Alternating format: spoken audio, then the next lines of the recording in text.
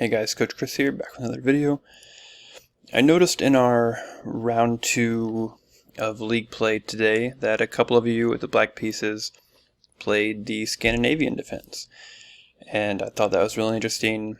It's an opening I've played quite a bit, probably more than any other black opening. And I wanted to point you to some resources on it, and then show you a Blitz game that I just played in it that sort of shows you some typical ideas in the Scandi.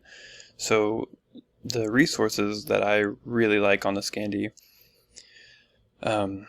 there's a free Scandinavian repertoire by international master John Bartholomew on Chessable. There's also a paid version. The free version will hold you over for a very long time, and then someday when you're ready, if you really love the Scandi, you can catch the paid version when it's on sale and expand your repertoire a little bit. So highly recommend those resources if you want to play the Queen D8 Scandinavian. So let's jump into what that is and what it looks like. So the Scandinavian is in response to E4. Black plays D5, immediately challenging White's central space. Now, if White were to push, then Black plays C5, and we have a dream advanced French or advanced Caro where we got to play D5 and C5, both of those in one move, and we haven't yet committed with E6, so we can still develop our light square bishop. So that's just great for us. So White almost always just captures. In the line of the Scandi that I play, based on John Bartholomew's recommendation, Black recaptures with the Queen, and again, almost always, White will respond with Knight to C3. Now, we actually had a league game today where White responded with Knight F3. In that event, you would play Bishop G4, let's say Bishop E2. We had a question during the analysis, well, what happens if H3 immediately? The problem with that is we can just take and leave White with just awful pawns here. Same with this version. This is even better for Black because now White has awful pawns and we're really close to an endgame. Without the queens, White really has no compensation for these ugly pawns. So, Knight C3 is by far the most common though. And then the most common response for Black is Queen A5. But that's not the line I play or that John recommends in this course. He does play quite a bit of the Queen A5 Scandinavian as well. But in the course, and the move that I like to play is Queen D8. So, admittedly, not the most principled opening in the world. However, we get a super solid position. All of our pieces are going to make sense, and I just really like it. So Queen D8, tucking the queen away, making sure that it's not running into any more tempo gainers. D4, Knight F6, Bishop C4. And here, let's point out a common trap that it's very easy to fall for. Let's just pretend that White played Knight F3 first. This is a more typical way to fall into the trap. Bishop C4, and let's just do some sort of nothing move here. Like B6. The threat after Bishop C4 with Knight F3 and Bishop G4 on the board is the crushing Bishop takes C4. Takes Knight E5, forking the loose bishop on G4. So we don't want to run into that. And when Bishop C4 is on the board, you need to be aware of that. And so the move John recommends is A6, with the idea of, after either Knight to F3 or Knight GE2, to respond with B5.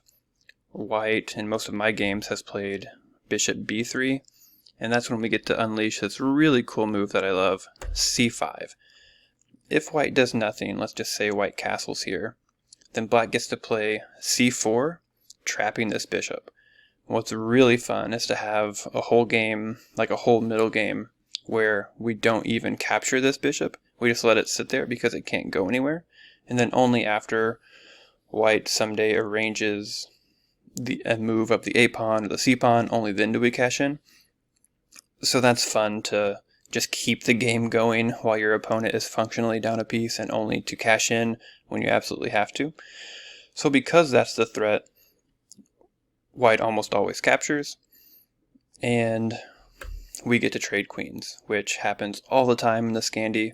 Again, black is aiming for super solid positions where he's not getting mated and just has a solid position where the pieces make sense. So after queen takes queen, in this game, opponent responded with knight captures to preserve castling rights. But you can see that the knight is moving backwards, and so, we don't mind seeing that from the black perspective. E6 to attack this pawn and to try to start winning it back. Bishop E3 to reinforce the pawn. White is currently up a pawn, but can't really hang on to it.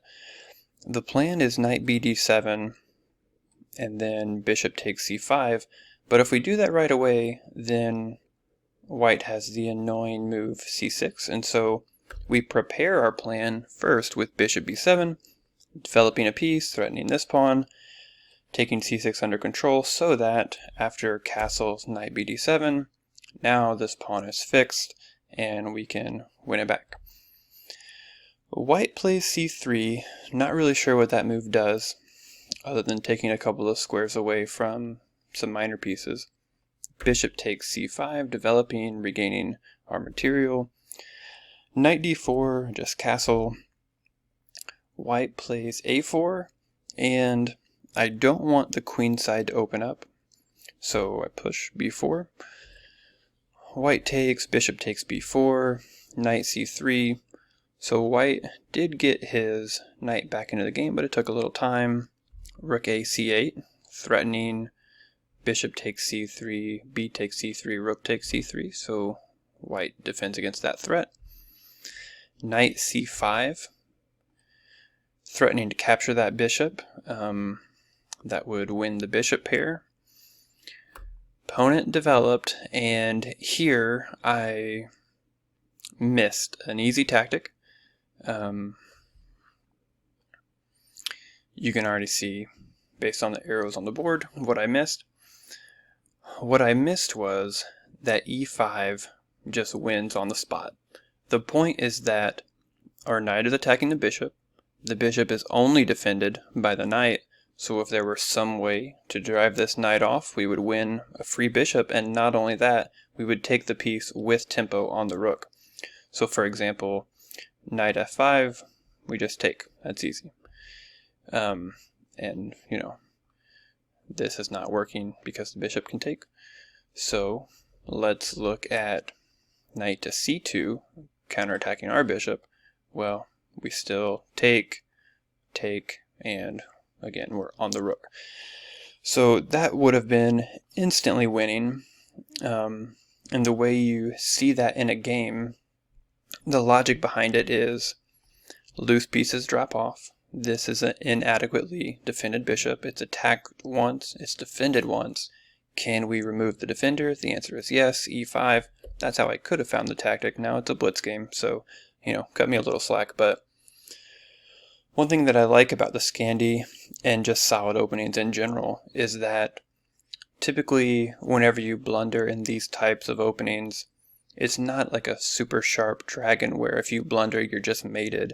Typically, a blunder is you missed an opportunity to win the game, and your blunder just keeps you in an equal position, which is what we have here. Here, I followed through with the strategic idea of winning the bishop pair, not seeing that I could have just won the game outright by winning a piece. So here, I've got the bishop pair. The dream is to trade down and have my two bishops dominate the board. Right now, my opponent currently has the d-file, and so I played knight to d5, offering trades, putting more pressure on c3. My opponent captured. Bishop captures, so now we're getting closer to the dream endgame. Bishop captured with a tempo on the knight, so knight c5. Attacking the a6 pawn. a5. Now the b4 square is always nice and cozy for my bishop. Knight d7, attacking the rook. I could trade down first, but I just played rook d8, hitting the knight, inviting white to trade so that when I recapture, now I currently have the c-file. White played knight b6. It kind of looks like white's forking my pieces, but bishop b3 counterattacks his rook. And again, I want trades of the rooks so that my two bishops can dominate his bishop and knight. I don't really want any other trades. So for example, if he had, an important note here is that if he had counterattacked my bishop, then this sort of keeps us back in the same situation where if takes, and this is exactly what I want. White, I think, thought he was trading down into a completely equal endgame, but he's actually trading down into a lost endgame. And it's not even like anything is immediately falling, because a4 is defended by the knight, and I don't really want to trade down into an opposite colored bishop endgame, where white would have good drawing chances. I simply want to activate my king and trust that even though nothing is falling right this second, the two bishops will dominate because the position is open, and my king can get very active very quickly. So I centralize my king. f4 doesn't really do much, it's kind of just a target. Sometimes you can play f4 with the idea that your king is coming quickly into the center, but white currently has a bishop on e3. I continue to centralize the king. Here I went with knight king c6 first. Not strictly necessary, but the idea is to prepare bishop c5 without running into an immediate check. So now, hitting the knight with two pieces. Black captures, I recapture, and now I have traded off my bishop pair advantage, but because the a4 pawn is going to fall, my king is very fast to the queen side. And then once these pawns fall, my a pawn will run. And an endgame with pawns on both sides of the board, like we have here, in those types of endgames, a bishop dominates a knight. The knight takes a long time to get to both sides, whereas the bishop can reach the whole board from one side of it. And so we see that black is just completely winning here because the a4 pawn is falling. White tries to attack my pawns, but simply f6, and what exactly is white doing? The knight is going to take a long time to win anything on the queen side, and while that's taking place, I'm going to promote my a pawn. So white had to move the knight away. I captured on a4, and now if white doesn't do anything, I can just gather up the b pawn and promote. So white tries to stop that idea, not seeing that bishops move backwards. White dropped a knight and the game. And so pretty decent game from me, 92% accuracy because of that one horrible blunder. But again, it's not a blunder that loses a game, it just blundered a win into still an even position where I had chances to outplay my opponent, and that's what happened. So a very comfortable game in the Scandi. You can see that, white has sort of a nominal advantage in the opening, but using a plan that's very familiar to me, I pretty quickly, it's only move 8, am in a position that I absolutely love. Queens are off the board, and I just get to grind for a win. So, hope you guys liked it. Check out those resources if you want to play the Scandi. This is kind of the dream Scandi, what you're looking for. Keep grinding those tactics. Hope you enjoyed it. Thanks for watching.